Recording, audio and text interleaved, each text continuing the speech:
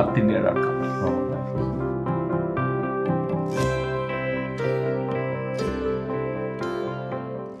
నమస్కారం శ్రీకృష్ణ గారు. నమస్కారం. అన్ని గెటప్లు వేసారు సినిమాలో, ఇక్కడ మా దగ్గర మాత్రం మామూలుగా వచ్చేసారు.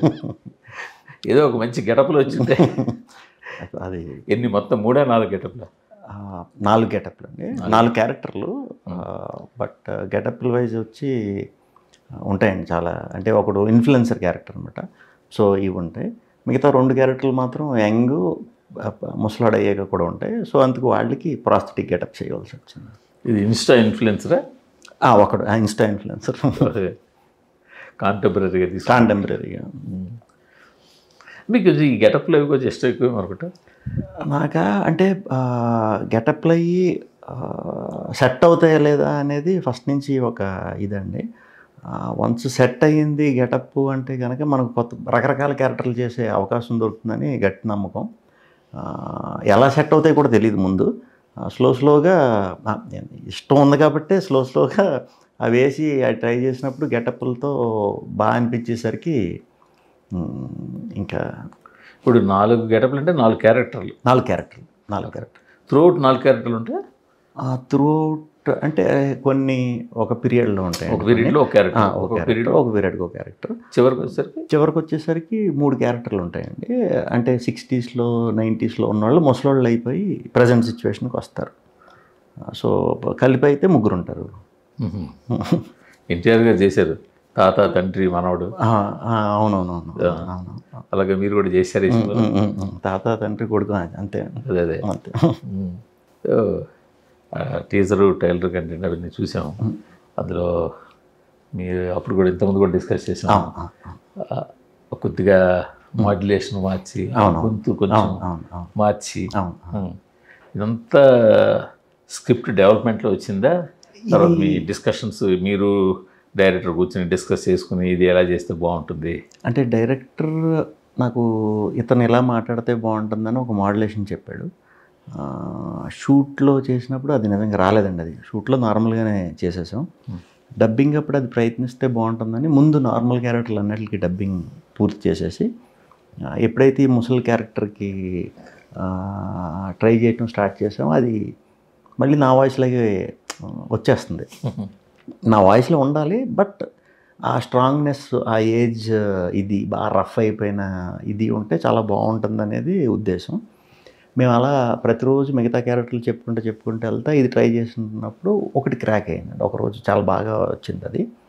బట్ ఆ వాయిస్తో చెప్పాలి అంటే మ్యాక్సిమం ఆ గొంతుకి గ్రిప్ మహా అయితే ఒక 20 నిమిషాలు, అరగంట ఉండేది రోజుకి. తర్వాత మళ్ళీ నార్మల్లోకి వచ్చేసేది అనమాట.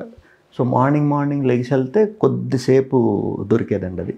సో ఆ ఒక్క క్యారెక్టర్ కోసమే ఒక అరగంట అలాగే ఒక 2.5 నెలలు 3 నెలలు చెప్పుకుంటూ వచ్చాం డబ్బింగ్ ఓన్లీ ఆ క్యారెక్టర్కి. అంటే ఎక్కువసేపు కాదులే, మార్నింగ్ 4 ఆ గొంతు ఉండటం కోసం అలా ఉండేసేపు చెప్తూ అలాగే 2.5 నెలలు. అవును. అది టీజర్లో కూడా చిన్నగా ఫస్ట్ రేజర్ అని ఒకటి రిలీజ్ చేసాం కదండి. అప్పుడు చిన్న ట్రైల్ వేసాం ఆడియన్స్కి ఎలా ఉంటుందని. దానికి చాలా మంచి రెస్పాన్స్ వచ్చింది. సో ఇంక చచ్చినట్టు చెప్పాలి ఇదే, సో నచ్చింది కాబట్టి అన్నట్టు పట్టుకున్నాం. సో అది బాగా అచీవ్ అయ్యామండి. నాకు తెలిసి ఆ డిఫరెన్స్ చూసినప్పుడు ఆడియన్స్కి కూడా ఆడిది కొంచెం చిరాకైన క్యారెక్టర్ అనమాట. అంటే ఆడవాళ్ళని ఎక్కువ తక్కువ చేసి మాట్లాడుతూ ఉంటాడు. సో ఆడవాళ్ళకి ఇరిటేషన్ రావాలి. సో ఆ వాయిస్తో ఆకారానికి ఆ వాయిస్ కూడా తోడైంది. సో ఆ క్యారెక్టర్ బాగా వచ్చింది, హ్యాపీ. అంతేగాని ఏదైనా ఒక డిఫరెంట్ వాయిస్ తీసుకుని డబ్ చేద్దాం అసలు అంటే ఇప్పుడున్న టెక్నాలజీకి కొంచెం ఏఐతో యూస్ చేసి ట్రై చేయొచ్చు అంటే. నాకు డబ్బింగ్ పర్సనల్గా చాలా ఇష్టం. డబ్బింగ్ ఇంప్రూవ్మెంట్ కూడా చాలా బాగా అవుతుంది, బాగా చేస్తాం మేము. సో నేను మాత్రం ఇంకా అలా చెప్పి కూడా మనమే చెప్పాలన్నట్టే ఫిక్స్ అయ్యి చెప్పాను. ఓన్లీ ఈ 4 క్యారెక్టర్కి గెటప్లు అలాగా వేరు గెటప్స్ ఉంటాయి, మాడ్యులేషన్ కూడా వేరేగా. సో దాంతోపాటు యాక్టింగ్, బాడీ లాంగ్వేజ్, అసలు ఒక క్యారెక్టర్కి సంబంధం ఉండదు. మెయిన్ వంశవృక్షంలో పెద్దవాడు ఎవడైతే ఉన్నాడో అతని పోలికలే వీళ్ళందరికీ వస్తాయి అన్నమాట. అతని పోలికల్లో ఒక్కొక్క లక్షణం తీసుకున్నాం.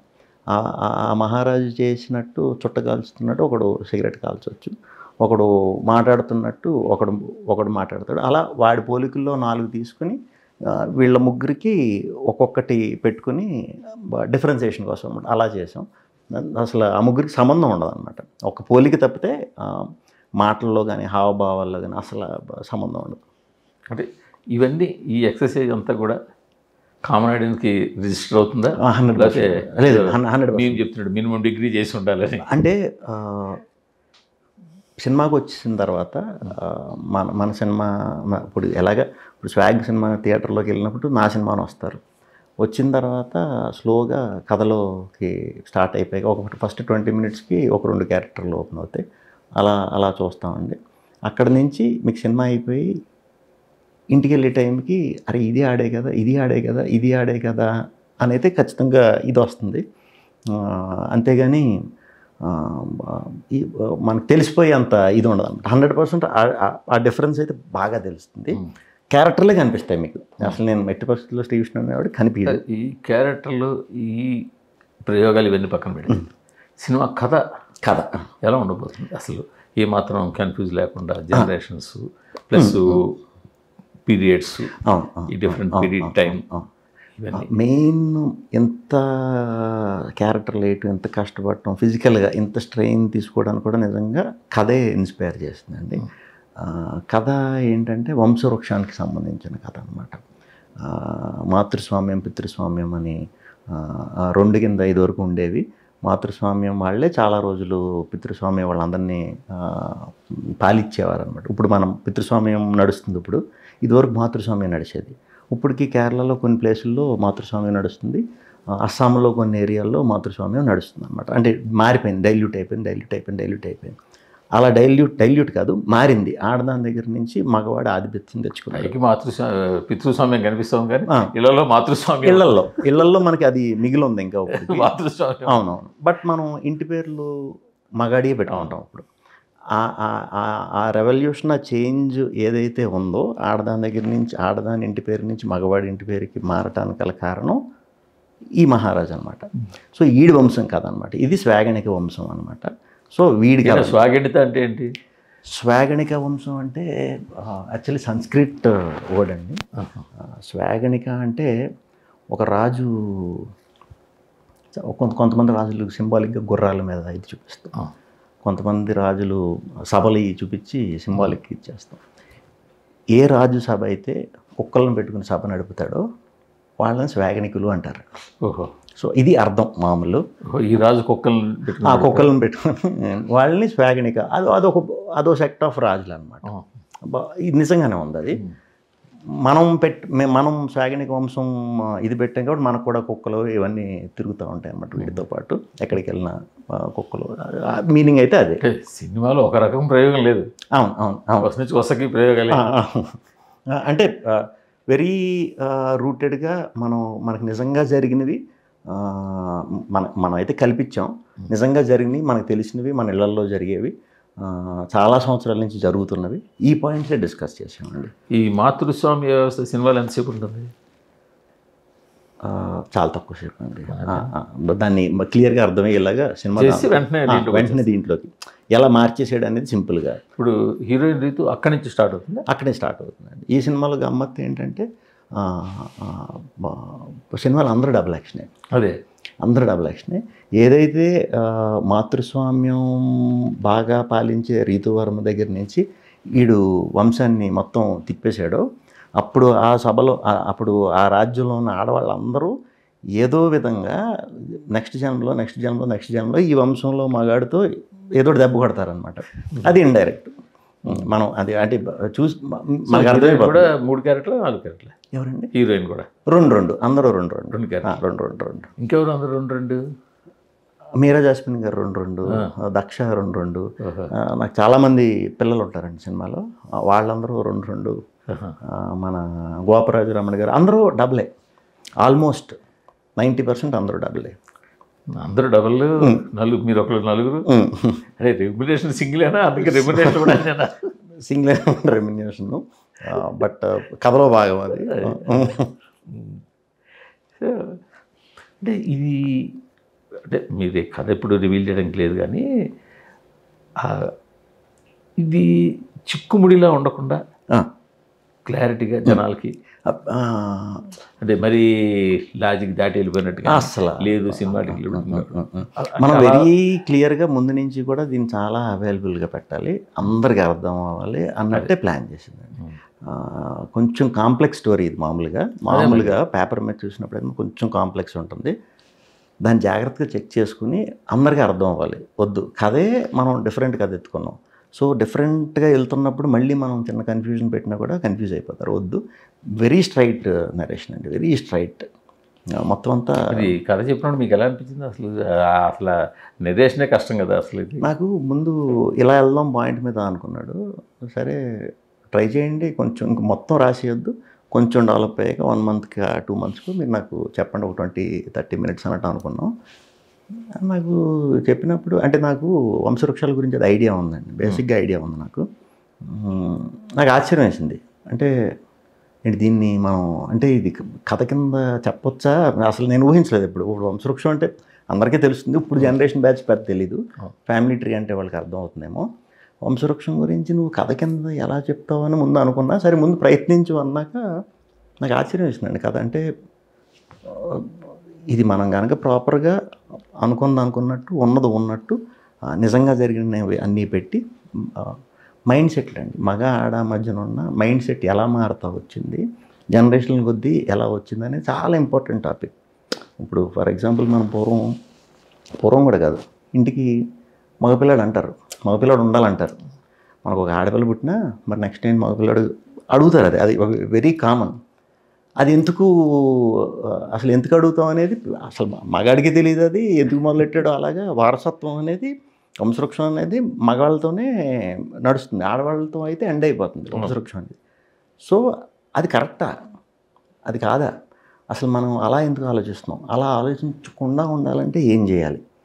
అప్పుడోళ్ళు ఓకే, ఇప్పుడు మనం ఇంత చదువులు చదివాం, ఇంత డెవలప్ అయ్యాం, పోనీ ఇప్పుడు ఏమైనా మారేమా లేదా?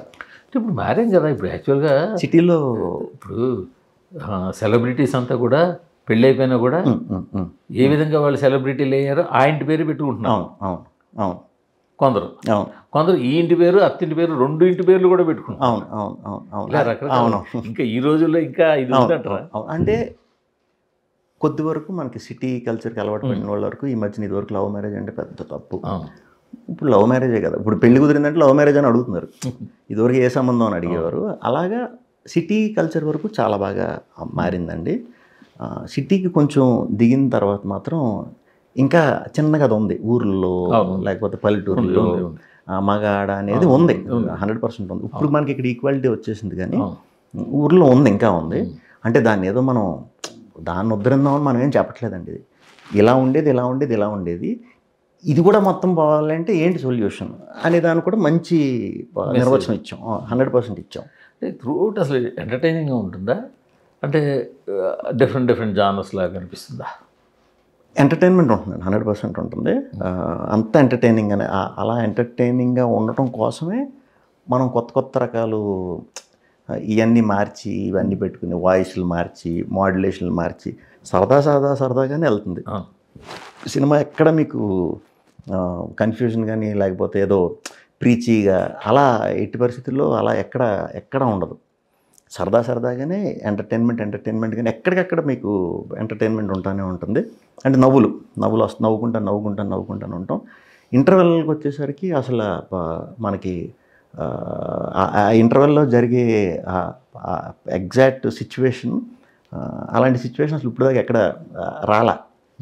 అసలు ఎక్కడ అది యూత్ నుంచి పెద్దవాళ్ళ వరకు కూడా అందరూ ఒక అంగు తినేస్తారు. సో ఇంటర్వెల్ బ్యాంక్ అలా అని చెప్పి యాక్షన్ ఎపిసోడ్ అలా కాదండి.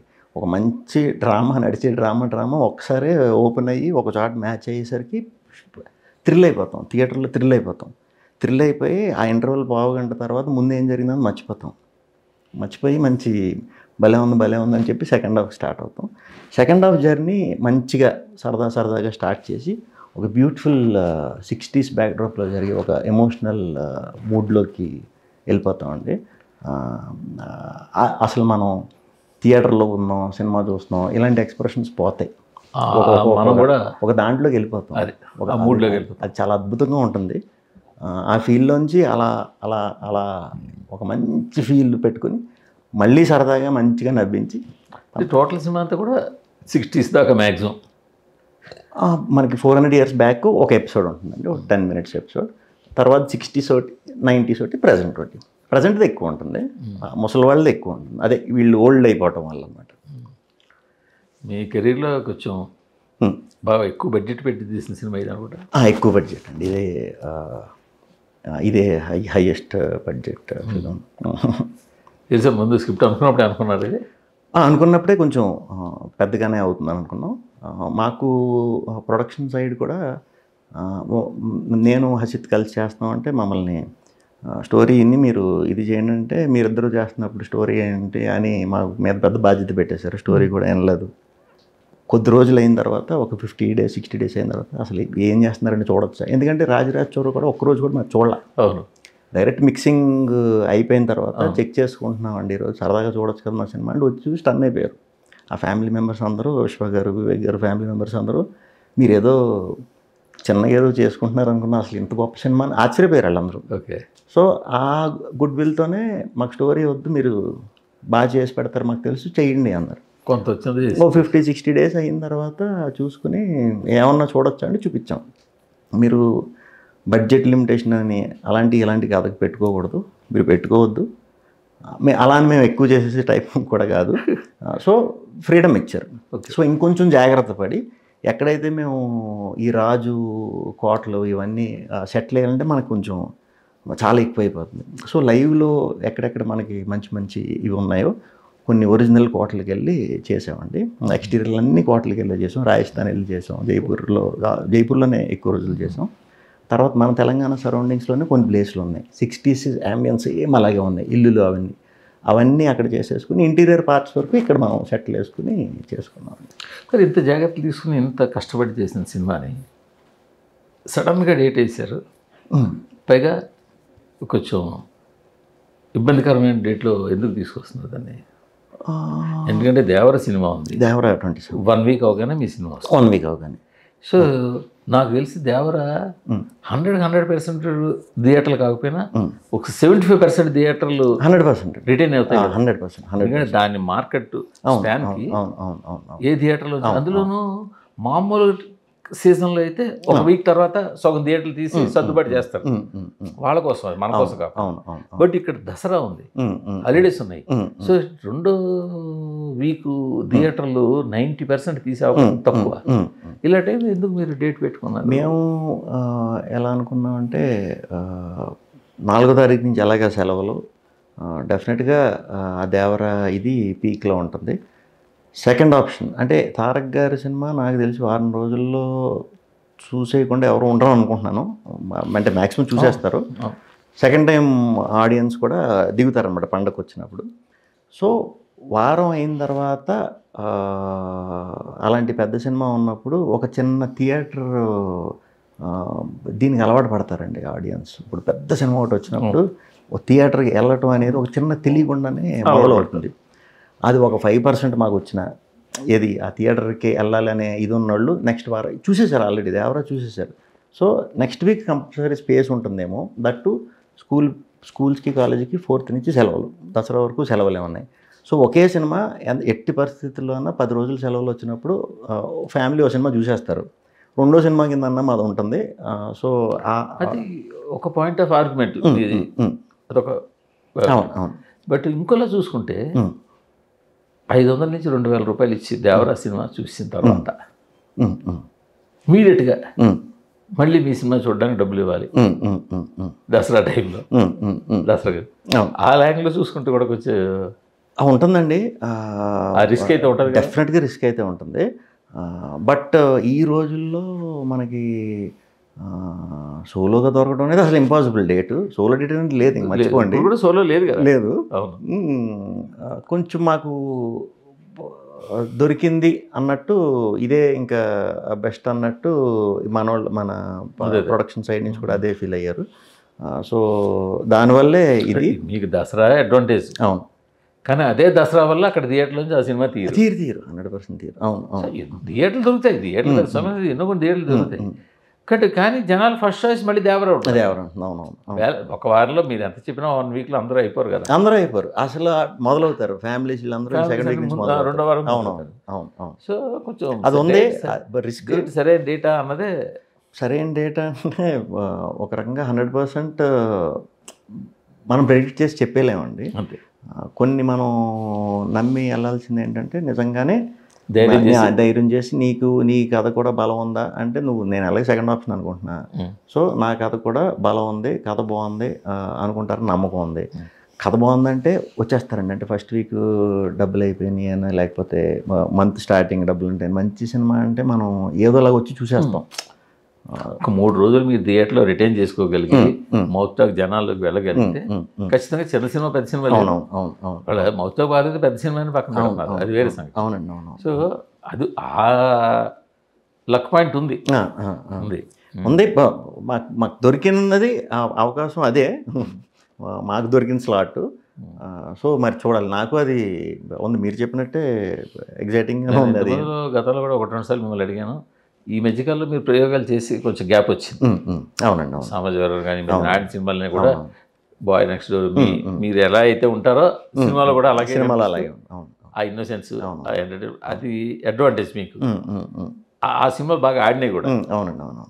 ఇప్పుడు మళ్ళీ కొంచెం మళ్ళీ వెనక్కి వెళ్ళి మళ్ళీ మరోసారి ఈ ప్రయోగం చేస్తున్నారు. యాక్చువల్లీ కాదండి, రెగ్యులర్ అంటే సామజవర్గం లాంటి సినిమాలు ఎంటర్టైనర్లు మంచిగా లైనప్ చేసి ఉంచా. అంటే ఒక 2-3 వరుసగా అవే ఉన్నాయన్నమాట. ఈ లోపు మధ్యలో అంటే టూ మనీ ఎంటర్టైనర్లు అదే బ్యాటర్లో కూడా చేయలేమండి. అంటే చేసినా ఒక 4-5 సినిమాల తర్వాత బోర్ కొడతాం. సో కొత్తది దొరికినప్పుడు మాత్రం వదలకూడదని ముందు నుంచే నాకు ఉండేది. కొత్త రకం కథ ఇది, గెటప్లు ఇలా ఉన్నాయి కానీ మనకదే కొత్తగా చెప్తున్నాం అంతే. ఇదేమీ ఎక్స్పెరిమెంట్ అయితే కాదు, 100% ఎక్స్పెరిమెంట్ కాదు. అందరికీ నచ్చాయి కదా. ప్లస్ నాకు 6 years ఏజ్ నుంచి ఒక 60-70 years ముసలోళ్ళని తీసుకొచ్చి నా సినిమా అర్థమైపోతుంది. వాళ్ళు ఇంకా బాగా అర్థం చేసుకుంటారు. సో ఇంత స్కోప్ ఉన్నప్పుడు వదలటం కరెక్ట్ కాదు అన్నట్టు ఎక్స్పెరిమెంట్ కింద అయితే చూడలేదు ఈ సినిమాని. నేను కంపల్సరీ గొప్ప కథ కిందే చూసా. సో ఆ ఉద్దేశంతోనే చేయటం జరిగింది. ఈ సమాజ తర్వాత రెమ్యునరేషన్ బాగా పెంచేశారంటాకు. పెంచేశానండి, బాగా కాదు పెంచేశానండి, పెంచేశాను. పర్లే అంటే ఇప్పుడు దాకా ఇంకేమి సామాజిక వారుగా మన తర్వాత కమిట్ అయిన సినిమాలు లేవు. మరి కమిట్ అయ్యేటప్పుడు వాళ్ళు రావటమే మంచి ఫ్యాన్సీ ఆఫర్లతో వస్తున్నారు. బట్ కన్ఫర్మ్ చేయలేదు. వాళ్ళు ఇస్తారు మనం వద్దనకూడదు కదా. లక్ష్మీదేవి వదలకూడదు, ఫీల్ అవుతారు. సో మనకు ఇప్పుడు దాకా పెద్ద ఇచ్చేసింది కూడా లేదు. సో ఇప్పుడు ఇస్తానంటున్నారు. మీరు ఎక్కడికి ఇచ్చింది ఎక్కువ. అవును అవును, తిరిగి పెట్టేసిందే ఎక్కువ, ఎక్కువ పెట్టింది ఎక్కువ, ఎంతమంది సినిమాలు చేసి ఇచ్చింది ఎక్కువ. అవును అవును. సో అంచేత వెనక్కి ఇవ్వాలి కదా, ముందు తీసుకోవాలి. ఇందుకే దేవర ఎక్కడ చూస్తున్నారా లేదా? దేవర చూసేస్తాం. First show compulsory. ఇప్పుడు ఈరోజు నైట్ 1 గంటకి కంపల్సరీ. ఎక్కడ 2-3 ప్లేసులు బాగా క్లోజ్ అసోసియేట్స్ ఉన్నారండి. దేవరాతో అసోసియేట్స్ అయిన వాళ్ళే మ్యాక్సిమం వాళ్ళతోనే వెళ్ళిపోతాం. మొత్తం 1 గంట చూసేస్తా. ఇదేనా పెద్ద సినిమాలని 1 గంట ముందు ఫస్ట్ మార్నింగ్ షో చూసేస్తారా? నేను చూస్తే ఫస్ట్ షో చూస్తానండి. వాళ్ళ తర్వాత కిక్ పోతుంది. ఆ కిక్ అంటే 90% చూసేస్తా. అంటే అన్లెస్ షూట్ ఉండి కొంచెం ఇంకా తప్పదు ఎక్కడో స్ట్రక్ అయ్యామంటే మాత్రం అవుతాను. లేకపోతే 100% మ్యాక్సిమం సింగిల్ స్క్రీన్లోనే చూస్తాను. ఈ పెద్ద సినిమాలని చిన్న సినిమాలన్నీ అంతలాగే ఓటీటీలో చూసేస్తారు. లేదు, చెన్నై కొన్ని సినిమాలు థియేటర్కి మౌత్ టాక్ బట్టి కొన్ని టీజర్ ట్రైలర్లు నచ్చినా వెళ్ళి చూసేస్తానండి కంపల్సరీ. ఓటీటీ బాగా తక్కువ, ఓటీటీ బాగా తక్కువ. దట్టు ఈ 1-2 years అయితే అసలు కోవిడ్ అప్పుడు బాగా చూసేసాము, అది అందరిలాగే చూసేసాం. తర్వాత అయితే మాత్రం బాగా తగ్గింది. మీరు తగ్గిస్తేనే కదా. అవునవును, మేము తగ్గించాలి. మీరే ఓటీటీ చూస్తే జనాలు కలికి అలాగే చూసారా? కలికి ఫస్ట్ సలార్ కలికి సలార్ ఆ వీడియో కూడా బయటకు వచ్చింది అది అవునా? మార్ఫ్ చేసి పెట్టారు. అది చాలా పెద్ద మిగతా అయిందండి. అంటే నేనే బట్ వాయిస్ యాడ్ చేసి పెట్టారు. అది ఫుల్ ట్రెండ్ అయింది. వారం రోజులు అసలు. అయితే పెద్ద సినిమాలంటికి ఎర్లీ షో వెతికి మీరు ఏదో థియేటర్లో దొరికేస్తారు. 100% యాక్షన్ పట్టుకోరు అంటే గుర్తుపట్టకుండానే వెళ్ళిపోతాను. సింపుల్గా వెళ్ళిపోతాను నేను. అలా కార్లు వేసుకెళ్ళి అలా కాదు, సైలెంట్గానే కొంచెం దూరం దిగిపోయి నడుచుకుంటా వెళ్ళిపోతాను. ఎప్పుడన్నా కొంతమంది పడతారు కానీ మన సినిమా బ్యాచ్ పడతారు కానీ మన చాలామంది ఉన్నారండి. ఒక బ్యాచ్ ఉన్నారు, ఒక సెక్టర్ అంతా నైట్ షోలు ఫ్యాన్స్ అందరూ. పెద్ద ప్రొడ్యూసర్ల నుంచి ప్రొడ్యూసర్లు బ్యాచ్ ఉన్నారు, యంగ్ బ్యాచ్. మన డైరెక్టర్లు ప్రొడ్యూసర్లు చాలా మంది కేర్ ఆఫ్ ఏఎంబి అవును ఉండిపోతారు. ఈ పెద్ద సినిమాలు అదే ఇవన్నీ శ్రీరాములు బ్యాచ్ ఉంది. వాళ్ళంతా శ్రీరాములు. నేను మ్యాక్సిమం శ్రీరాములు. మీరు మాస్ ఆడియన్ అనమాట. మాస్ ఆడియన్ అండి. నాకు కమర్షియల్ సినిమాలు చాలా ఇష్టం. చాలా ఇష్టం. కానీ కమర్షియల్ సరిగ్గా పడట్లేదు మీకు. మనం కమర్షియల్ చేస్తే సినిమాలు చేస్తున్నారు, అవన్నీ కమర్షియల్ ఆడుతున్నాయి, అది ఓకే. బట్ కమర్షియల్ మొన్న అల్లూరి ట్రై చేశారు కానీ. అవునవును. నాకు అర్థమైంది ఏంటంటే కమర్షియల్ సినిమా మనం చాలా బీభత్సంగా చూసేస్తున్నామండి. కమర్షియల్ మన బడ్జెట్లకి అలా చేసి మెప్పించడం చాలా కష్టం. టు బీ వెరీ హానెస్ట్, మనకున్న బడ్జెట్లు అంటే ఆ స్పాన్కి అలవాటు పడిపోయారు కదా ఆడియన్స్. కమర్షియాలిటీ అది మనకు సరిపోదు. మనకు నిజంగా క్వాలిటీ ఆఫ్ బడ్జెట్ దొరికినప్పుడు కొన్ని స్పేసుల్లో తీసి కమర్షియల్ సినిమాలు ఉంటాయి, అవి దొరికితే మాత్రం డెఫినెట్గా చేయడానికి రెడీ. ఒక 2-3 రెడీ చేయించుకుంటున్నాడు. అంటే కమర్షియల్ అని కాదు, డిఫరెంట్లోనే ఒక మంచి యాక్షన్ ఫిలిం ట్రై చేస్తున్నాం. సో అది ప్రాపర్గా డిజైన్ అయ్యి ఇదైతే మాత్రం తప్పకుండా నెక్స్ట్ ఇయర్ అలా మాస్ సినిమా కథ మాస్. సో చూడాలి అది ఎలా టర్న్ అవుతుంది. నాకు కొంచెం ఇదే ఆశ్చర్యం వేస్తుంది. చాలామంది అంటే నేను ఎంతమంది ఇంటర్వ్యూ చేస్తుంటాను, చిన్న హీరోలు ఉన్నారు, కొంతమంది డైరెక్టర్లు ఉన్నారు, మేకప్ మ్యాన్ కూడా లేకుండా రారు, మేకప్ చేసుకుని కానీ ఇంటర్వ్యూ కూర్చోరు. ఇప్పుడు మీరు మామూలుగా వచ్చేస్తారు, మామూలుగా వచ్చేట్టు చేసి వెళ్ళిపోతారు. అంటే నాకు అంటే వేరే వాళ్ళ నేను కాదు కానీ నాకు షూటింగ్ అప్పుడు మేకప్ వేసుకోవడం కూడా నాకు అంటే నాకు అంత ఓపిక ఉండదండి. అంటే రెడీ అవ్వాలి, ఇది చూడాలి, అది చూడాలి, అది చేయాలి. ఆ యాంగిల్లో అసలు లేదనమాట. నాకు చాలా మా ఫ్రెండ్స్ అందరూ చెప్తూ ఉంటారు అనమాట. బట్ నాకు ఎందుకు అది టచ్ కూడా ఇప్పుడు దాకా అయితే ఎప్పుడు అదే కూడా అసలు పెట్టుకోను. ఎక్కడికి ఈవెంట్లు అంటారు, కొంతమంది అయితే ఇంటర్ మధ్యలో 2 సార్లు ఆపి ఒకసారి టిష్యూ అద్ది మళ్ళీ క్రాస్ సెట్ చేసుకుని ఉంటుంది. మీరు అసలు నేను అంటే మరి అది కరెక్టో కాదో నాకు తెలియదు కానీ బట్ దానికి నాకు ప్రిఫరెన్స్ లేదు, అంత ప్రిఫరెన్స్ ఇవ్వను వాటికి. చాలా క్యాజువల్గా వచ్చేస్తారు, క్యాజువల్గా చేసి క్యాజువల్గా మాట్లాడి వెళ్ళిపోతాం. సో మిగిలిన ఈ సినిమాలో క్యారెక్టర్లో ఏంటి బలమైన క్యారెక్టర్ మీరు త్రూఅవుట్? ఎందుకంటే మీరే 4 క్యారెక్టర్లు వేస్తారంటే సినిమా మీరే సెంట్రిక్గా మొత్తం సినిమా నడుస్తుంది. సో ఇంకా హీరోయిన్కి కానీ ఏమైనా ఇది ఉంటుందా? మీరా గారిది చాలా మంచి, చాలా మంచి రోల్, చాలా రోజుల తర్వాత చాలా ఇంపాక్ట్ఫుల్ క్యారెక్టర్ చేశారు. రీతుది కూడా షాక్ అవుతాం. రీతు స్టోరీలు కూడా డిఫరెంట్గా చేస్తూ వచ్చింది ఇప్పుడు దాకా. బట్ రీతులో కూడా పర్ఫార్మెన్స్ ఎంత ఉందని ఈ సినిమాతో మంచిగా ప్రూవ్ అవుతుంది. అలాగే గోపరాజు గారిది చాలా మంచి బ్రహ్మాండమైన క్యారెక్టర్ అండి. ఇంకా ఎంటర్టైన్మెంట్కి అంతా రవిబాబు గారిది త్రూ అవుట్ ఎంటర్టైన్మెంట్ ఉంటుంది. సర్ప్రైజ్ ఈ సినిమాలో సునీల్ గారు, మనకి వింటేజ్ సునీల్ గారు ఎలా చేసేవారో అది తీసుకొద్దామని ఒక ఎపిసోడ్కి ఆయన ముందే అదే డిస్కషన్ పెట్టి చేయించడం జరిగింది. ఒక ఎపిసోడ్లో అంటే చాలా బాగుంటుంది ఆయనది కూడా. మన పాత రోజుల్లో సునీల్ గారిని ఆయన చూసిన ఇది వస్తుంది అన్నమాట. సో ఇలాగా అందరి క్యారెక్టర్లకి మంచి బలం ఉన్న క్యారెక్టర్లు. ఈ మాతృస్వామ్య వ్యవస్థ, పితృస్వామ్య వ్యవస్థ ఇవన్నీ చెప్తున్నారు కదా, మరి ఫెమినిజము, మనోభావాలు దెబ్బతిండాలు, డైలాగులు ఇవి అని ఉంటాయి. దెబ్బతింటం కాదండి, అంటే మన సినిమా ఉద్దేశమే ఏంటంటే సినిమా చూస్తా ఆపేసి ఇప్పుడు ట్రైలర్ టీజర్లో చూసారంటే అనిపించవచ్చు, వాళ్ళకి ఉంటాయి, వాళ్ళు హర్ట్ అవ్వచ్చు. బట్ అసలు సినిమా ఎందుకు తీసాము అనేది సినిమా చూసిన తర్వాత నిజంగా ఒకళ్ళు కూడా మాట్లాడరు. ఎవరు పల్లెత్తి మాట కూడా అనరు. ఇంకా నాకు ఇచ్చే రెస్పెక్ట్ చాలా పెరిగిపోతుంది.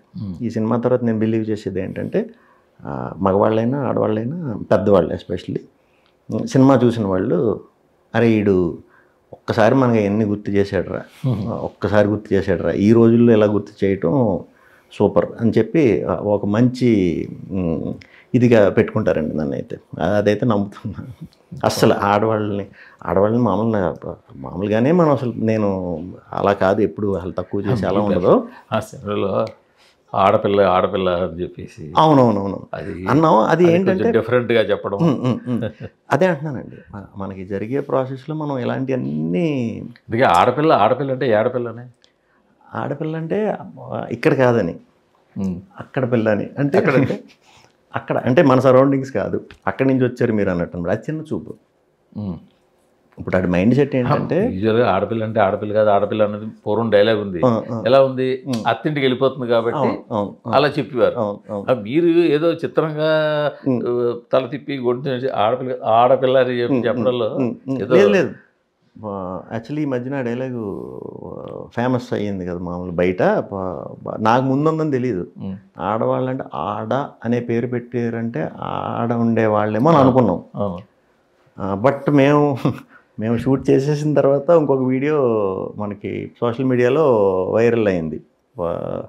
వైరల్ అయినప్పుడు అరే ఇది సేమ్ ఇదే వచ్చింది ఏంట్రా అన్నట్టు అనుకున్నాం. మేము డిస్కస్ చేసుకున్నాం. సర్లే బేసిక్గా ఎత్తి పడవటానికి మాట్లాడినప్పుడు బాగానే కనెక్ట్ అవుతారు అన్నట్టు అదొక ఫ్యాక్టర్ అన్నట్టు ఉంచేసాం. బట్ ఇదే ఈ అప్ అండ్ డౌనే. ఇప్పుడు మగవాళ్ళని అన్నవి మనం టీజర్ ట్రైలర్లో చూపించలేదు. సో రీతువర్మ స్ట్రాంగ్గా మగాళ్ళని అంటూ ఉంటుంది, నేను స్ట్రాంగ్గా ఆడవాళ్ళని అంటూ ఉంటాను అనమాట. అంటే మగ ఆడదేదని చివరిదాకా కంటిన్యూ అవుతుంది ఆ ఫైట్ అన్నది ఇద్దరి మధ్యలో. జనరేషన్స్ నుంచి ఉంటుందండి. జనరేషన్స్ నుంచి కూడా స్టార్టింగ్ జనరేషన్ నుంచి 60s generation, 90s generation. But change ఎలా ఉంది, అప్పుడు ఎలా చూసేవాళ్ళం. 60sలో అయితే మరీ దారుణంగా ఆడపిల్లంటే మనకు 10 మంది ఆడపిల్లలు పుట్టినా 11 కోసం చూసేవాళ్ళం, మగపిల్లడి కోసం. ఆడ పుట్టేసాడంటే ఇంకా ఆపేస్తాం. వీళ్ళు ఎలా ఉన్నా ఓకే, ఈడే నాకు ఇదన్నట్టు చూసేవాళ్ళం. అప్పుడు మైండ్ సెట్. 90sకి వచ్చేసరికి ఏంటంటే మగపిల్లడు పుట్టాలని ఆశ.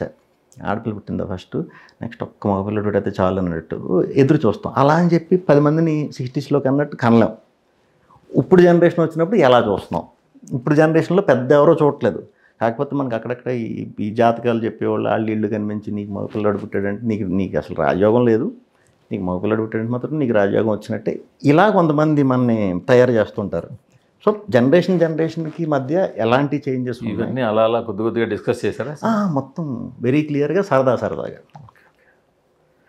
ఏదో మీరు చెప్తున్నవన్నీ వింటుంటే మీరు ఇంతవరకు చూపించిన కంటెంట్ కన్నా ఇంకా ఏదో ఉంది. అంటే చూపించడం కూడా చాలా టాపిక్స్ ఉన్నాయండి సినిమాలో. అదే ఎలా చూపిందాం, ఏం చూపిందాం అనేది కూడా నిజంగా కన్ఫ్యూజనే. ఇప్పుడు ఏ టాపిక్ ఇది చూపించాలని కూడా కన్ఫ్యూజనే. అందుకే నిజంగా సరిగ్గా ఆ 1 minute చూపించడం కొంచెం కష్టం కాబట్టి అది మేము ప్రొజెక్ట్ చేసాం.